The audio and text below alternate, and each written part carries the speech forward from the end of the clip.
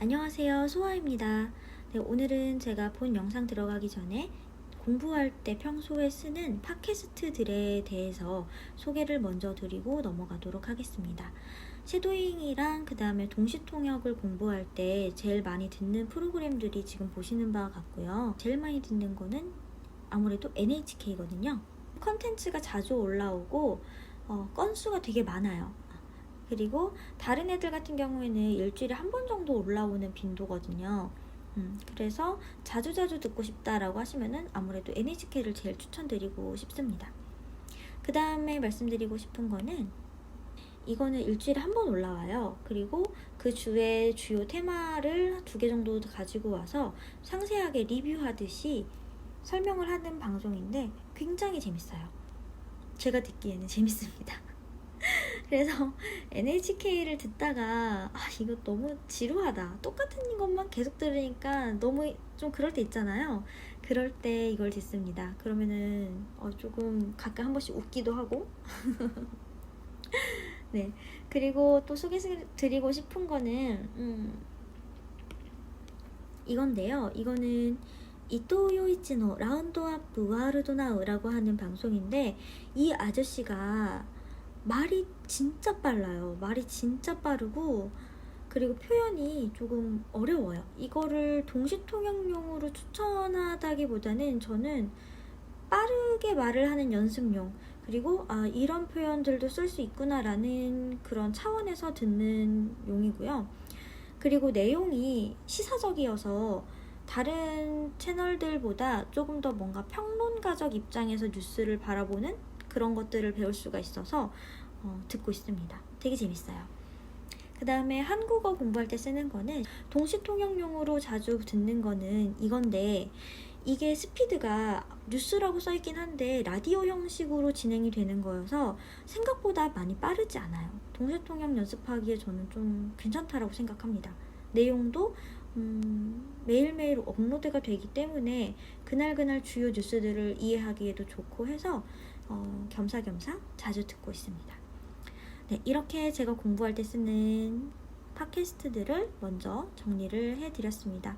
혹시 어떤 걸로 공부하는지 궁금하다라고 하실 것 같아서 이렇게 준비를 해봤고요. 도움이 되었으면 좋겠습니다. 네, 그러면 본 영상으로 넘어가도록 할게요.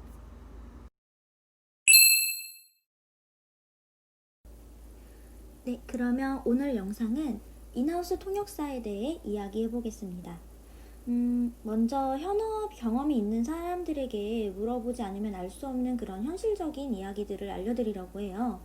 인하우스 통역사라고 하는 것은 기업이나 기관에 속해서 회사원처럼 출퇴근하는 통역사죠. 보통 계약직으로 최대 2년 아니면 프로젝트 단위로 한 사업장에 머무르는 경우가 있습니다. 정말 드물게 정규직도 있는데 모두 장단점이 있긴 있어요. 그거는 뒤에서 다뤄볼게요. 우선은 인하우스 통번역사가 입사해서 실제로 하는 일에 대해서입니다. 보통 크게 회의통역, 사내외 자료번역, 외부인사 수행통역을 하는데요. 정기적인 회의통역은 대부분 동시통역으로 진행하고요. 소규모로 하거나 갑작스럽게 진행하는 회의는 반동시통역이라고 하죠. 위스퍼링처럼 동시에 통역을 하긴 하는데 회의실 모두가 들을 수 있게 큰 목소리로 하는 걸 말합니다. 최근에는 코로나 때문에 전체 화상회의로 전환됐는데, 제가 있는 회사는 동시통역으로 할 수 없는 시스템이어서 순차통역으로 하고 있습니다. 화상회의는 전달력도 좀 떨어지고 음질이나 인터넷 환경에 따라서 난이도가 높아지는데, 원래는 1시간 정도면 끝나던 회의가 순차로 진행하니까 한 1.5배 정도 시간이 더 걸려서 꽤나 체력 소모가 큰 편이에요. 번역의 경우는 정기권 외에도 이제 비정기권이라고 하죠. 그런 게 굉장히 많고 납기도 많이 타이트합니다. 그래서 정말 스피드하고 정확하게 번역하는 게 중요한데, 그래서 저는 개인적으로 번역이 더 어려운 것 같아요. 네, 그리고 수행통역의 경우 외국인 임원분이나 아니면 외부에서 손님이 오시거나 사내 자문 역할을 하시는 분들을 전담마크 할 때 씁니다. 그리고 식사에 동석하는 경우도 있고요. 사내 투어 약간의 의전 역할을 할 때도 있습니다. 그 외에도 긴급회의, 긴급 번역, 면접 통역 이런 것들을 합니다. 두 번째로 말씀드리고 싶은 건 면접과 관련해서예요. 통대 출신이 아닌데 인하우스 통역사가 되기 위해서 필요한 것들을 제 경험으로 알려드리겠습니다. 제가 학부생 때는 통대 출신이 아니어도 실력이 되면은 인하우스를 하는 경우가 꽤 있었어요. 당시에 제일 중요했던 거는 이 통대 출신들 사이에서 서류 통과를 할 수 있느냐 마냐였기 때문에 어찌됐든 이 일본어 성적을 고득점으로 만들 필요가 있었거든요. 그래서 저는 만점을 목표로 JLPT랑 JPT를 매회 봤었고, 대충 한 JPT 기준으로는 590이 아니라 950점 이상이면은 서류는 붙는다라는 말이 있었는데, 제 경험상 그거는 좀 케바케인 것 같아요. 지원자 평균보다 위에 있는 게 중요하다 보니까 아무래도 가장 높은 점수를 만드는 게 유리하고요. 서류에 합격하면 면접을 보게 되는데 실기가 동시통역이라는 이야기를 들었었어요. 그래서 제가 실제로 지금까지 면접을 보니까 한 90% 이상은 동시통역을 실기로 보더라고요. 순차통역을 본 회사는 지금까지 없었습니다. 그래서 전 학부생 때 동시통역 연습을 혼자 했어요. 누가 크리틱을 해줄 수도 없고 해서 혼자 녹음하고 막 들어보고 그렇게 반복했는데, 제일 처음 했던 거는 뉴스를 가지고 쉐도잉하는 거, 그리고 뉴스 일기예보를 가지고 동시통역 연습하는 거였습니다. 일기예보를 가지고 한 이유는 대부분 이제 쓰는 단어가 좀 비슷하고 숫자도 많고 해서 반복 훈련한다라는 느낌으로 하게 됐어요. 면접에 대한 팁을 좀 드리자면, 최대한 여성분들 메이크업은 이목구비를 뚜렷하게 하되 음영은 최소한으로 해서 너무 좀 진하다라는 느낌을 안 주시는 게 좋아요. 그리고 실기에 나오는 지문들이 보통 그 회사와 관련된 내용이니까 최근에 언론에 보도됐던 자료, 그 홈페이지 회사 소개글이나 주요 제품들 관련해서는 무조건 통역 준비를 해주시는 게 좋습니다. 채용까지 과정은 보통 한 일주일에서 한 2주일 정도면 다 끝나는 것 같고요. 그렇다 보니 좀 준비 시간이 짧아요. 철저하게 해주시면 좋고, 대부분 회사에서는 근거리 거주자를 희망하더라고요. 예외도 있습니다. 저 같은 경우에는 지금 편도로 한 60km 정도 떨어진 곳을 다니고 있어서 이런 예외 사항도 있다라는 거 알고 계시면 될 것 같습니다. 세 번째로는 인하우스 통역사의 근무 조건인데요. 이거는 제가 정규직으로도 근무를 해본 적이 있기 때문에 말씀을 드리고 싶은 게 있어요. 우선 계약직의 경우 장점은 계약상 업무 외에는 다른 일을 거의 안 해요.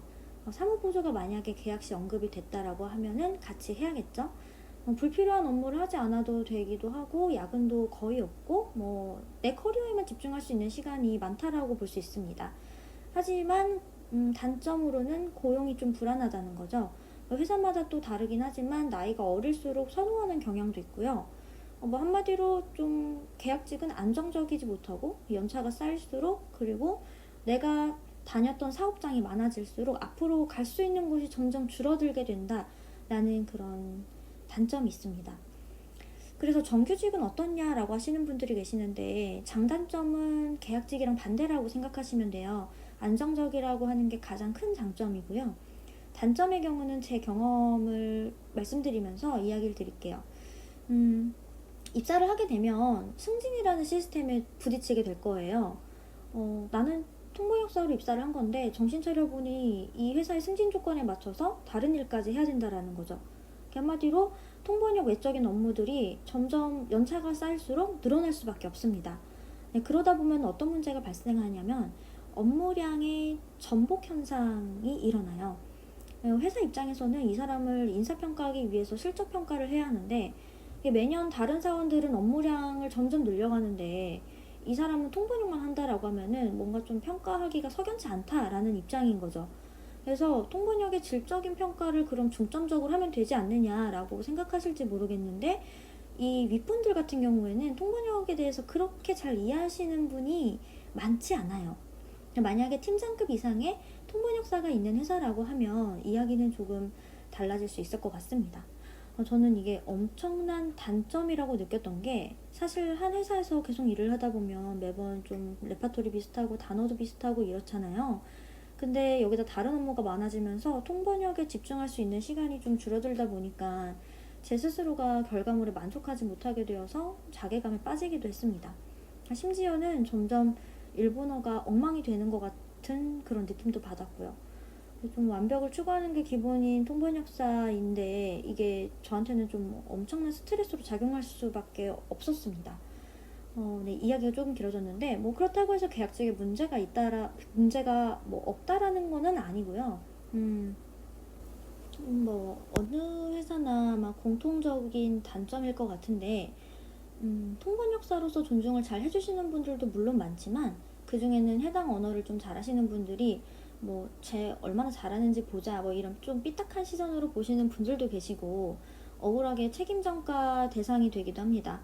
통역이 뭐 잘 전달을 못해서 내가 더 혼났다 뭐 이런 뒷담화를 듣게 된다든지 좀 억울한 일을 당하는 일들도 발생해요. 제가 5년 동안 인하우스 생활을 여기저기서 해보면서 느낀 건데 좀 현실적인 고충들, 뭐 스트레스가 되는 요인들이지 않았나 합니다. 그래도 일을 하다 보면은 좀 보람있고 통번역이라는 일이 어찌됐든 저한테는 재밌으니까 계속 하고 싶어지는 것 같아요. 지금 회사 계약이 끝나고 또 인하우스를 할 거냐라고 물으시면 뭐 좋은 프로젝트를 하게 될 기회가 생긴다면 마다할 일이 없다라고 답해드리고 싶습니다. 제가 다뤄보지 못한 분야라면 더더욱 해보고 싶을 것 같고요. 뭐 프리랜서도 물론 매력이 있지만 인하우스도 매번 다른 회사와 일을 할 수 있다는 점에서 매력이 있다고 생각합니다. 네, 그럼 오늘 영상은 여기서 마치도록 하겠습니다. 인하우스 통역사에 대해 추가로 궁금한 점이 있으시다면 댓글로 남겨주세요.